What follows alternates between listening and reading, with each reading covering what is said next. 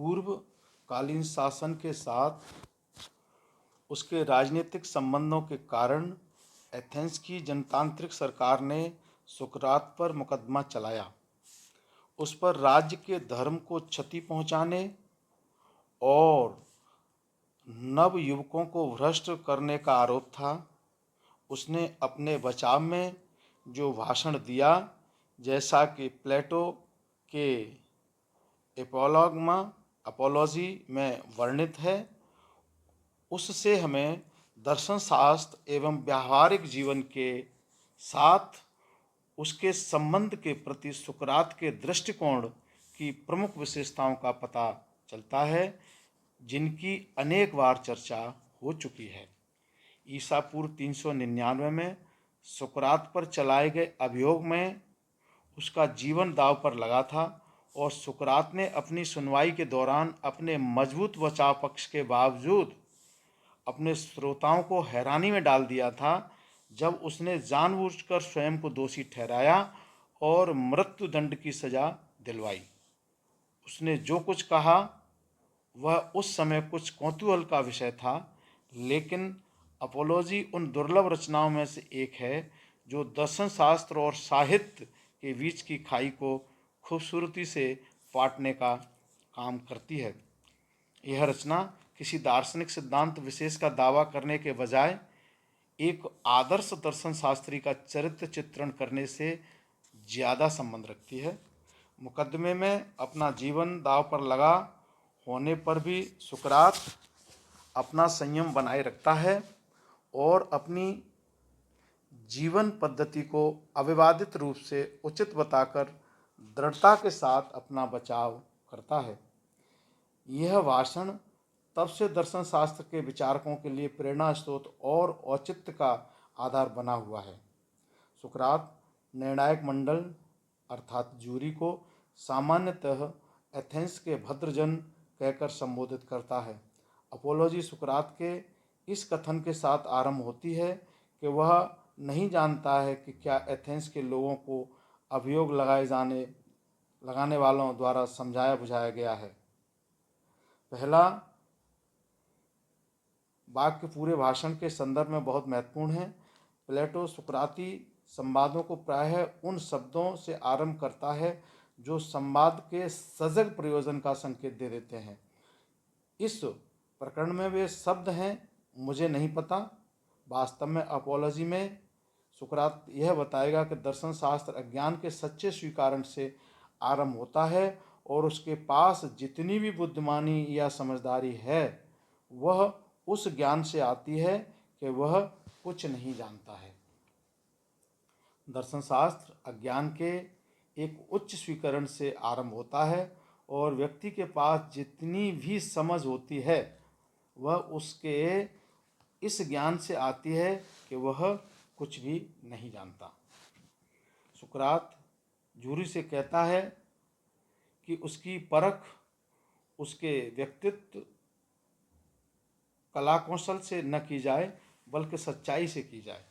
सुकरात कहता है कि वह उन अलंकृत शब्दों को और वाक्यांशों व मुहावरों का प्रयोग नहीं करेगा जिन्हें सावधानी पूर्वक सजाया जाता है, बल्कि वह के मन में संयोग जन्य विचारों को ही व्यक्त करेगा। वह कहता है कि वह उन्हीं शब्दों का प्रयोग करेगा जिन्हें बोलते हुए उसे अगोरा में और वहाँ सुना जाता है जहाँ बोलने के लिए उसे पैसा मिलता है। अपने दावों को त्यागने के बावजूद सुकरात एक ऐसे महान वक्ता के रूप में सामने आता है जो न केवल वाक्पटु एवं विश्वासोत्पादक है बल्कि जो जूरी का अभिनय इस तरह करता है जैसे कोई संगीत नाटक का प्रभारी। तथापि 2000 वर्षों से भी अधिक समय से पाठकों का दिल जीतने वाला वह भाषण उसे निर्दोष ठहराने में सफल नहीं होता है। सुकरात को विष पीकर मौत को गले लगाने की सजा दी जाती है और वह अपनी नियति को जिस शांत संयत तरीके से स्वीकार करता है उसके लिए वह उस सब की प्रशंसा का पात्र बन जाता है। सुकरात के विरुद्ध आरोप लगाने वाले 3 व्यक्तियों के नाम इस प्रकार हैं: एनीटस, कारीगरों और राजनीतिज्ञों की ओर से। नंबर 2, मिलेटस कवियों की ओर से और लाइकन अलंकार शास्त्रियों की तरफ से। सुकरात कहता है कि उसे दो प्रकार के आरोपों का खंडन करना है। पुराने बहुत समय से चले आ रहे ये आरोप कि वह एक अपराधी है, दस्तमदाज, दूसरों के काम में दखल देने वाला है और एक जिज्ञासु व्यक्ति है जो पृथ्वी आकाश में जांच पड़ताल करता है और हाल में लगाए गए कानूनी आरोप की वह नवकों को भ्रष्ट करने राज्य द्वारा मान्यता प्राप्त देवों के बजाय अपने ही मन से खोजी गई अलौकिक वस्तुओं में विश्वास करने का दोषी है। सुकरात पर शिल्पियों एवं राजनीतिज्ञों की ओर से, कवियों की ओर से और व्यक्तित्व कला में माहिर अलंकारवादियों लोगों की ओर से आरोप लगाए गए थे।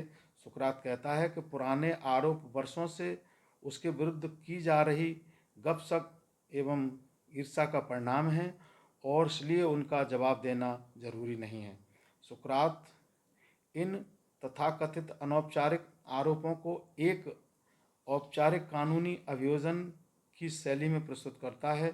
सुकरात एक अन्याय कर रहा है क्योंकि वह पृथ्वी के नीचे और आकाश में होने वाली घटनाओं की छानबीन करता है और कमज़ोर दलीलों को अधिक मजबूत बनाता है तथा दूसरों को अपने उदाहरण का अनुसरण करने की सीख देता है। उसका कहना है कि ये आरोप अरिस्टोफेंस नामक किसी हास्य कवि की ओर से लगाए गए हैं। द क्लाउड नामक के अपने नाटक में अरिस्टोफेंस सुकरात को अनीश्वरवादी वैज्ञानिक कुतर्क के उदाहरण के रूप में पेश करके उसका मजाक उड़ाता है। सुकरात कहता है कि उसे वितंडी कहना शायद उचित नहीं होगा क्योंकि वे बुद्धिमान लोग हैं अथवा ऐसा माना जाता है और उन्हें काफ़ी पैसा मिलता है। वह कहता है कि वह निर्धन है और दावा करता है कि वह नहीं जानता कि महान और उत्तम क्या होता है। अपोलॉजी को 3 भागों में बांटा जा सकता है। पहले भाग में सुकरात अपनी सफाई प्रस्तुत करता है और मूल पाठ के अत्यंत प्रसिद्धि अंश उसमें शामिल हैं, जैसे कि उसके द्वारा डेल्फी के ऑरेकल का वर्णन किया जाना और मिलेटस के साथ उसकी जिरह। दूसरे भाग में आता है फैसला और तीसरे भाग में दंड। सुकरात को यह बताते हुए अपनी बात शुरू करता है कि जब वे जवान एवं प्रभावनीय थे उस समय उसके शत्रुओं ने उनके कानों में जहर घोल दिया था। वह कहता है कि कुतर्की वितंडावादी की उपाधि उसके शत्रुओं द्वारा दी गई है क्योंकि वे उस सब से जलते हैं, उससे ईर्ष्या करते हैं। वह कहता है कि वह हास्य कवि अरिस्टोफेंस के अलावा किसी और का नाम नहीं लेना चाहता। उसके बाद वह नवकों के विचारों को भ्रष्ट करने के आरोप के जवाब में तर्क देता है कि यह बात बिल्कुल बकवास है कि किसी को जानबूझकर भ्रष्ट किया जा सकता है। सुकरात का कहना है कि उसकी सारी समस्याओं की शुरुआत कार्कल से हुई है। वह बताता है कि किस तरह चेरीफोन डेल्फी में ऑरिकल के पास यह पूछने के लिए गया कि क्या कोई सुकरात से अधिक बुद्धिमान है। जब चेरीफोन ने सुकरात को सूचित किया कि ईश्वर को बताए अनुसार उसके अधिक बुद्धिमान कोई नहीं है, तो सुकरात ने उसे एक पहेली समझा।